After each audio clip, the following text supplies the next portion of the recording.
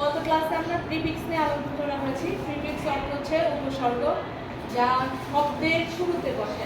আজকে হচ্ছে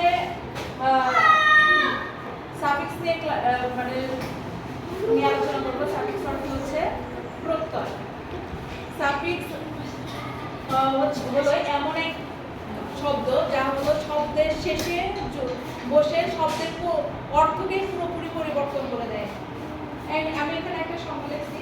সাফিক্স অর্থ হলো এমন এক বা একাধিক অক্ষর যা কোনো শব্দের শেষে যুক্ত হয়ে নতুন শব্দ তৈরি করে দেয় বা শব্দের অর্থ বা কিংবা পদের পরিবর্তন হয়। যেরকম গঠনে কি রুট প্লাস সাফিক্স সমান হচ্ছে নিউ ওয়ার্ড। রুট শব্দ যদি দেখে সাফিক্সের শব্দ লেস, নেস, ইয়ার, আর অনেকগুলো শব্দ আছে। যেরকম লেস বলতে হোপ, হোপলেস, খারাপ হচ্ছে।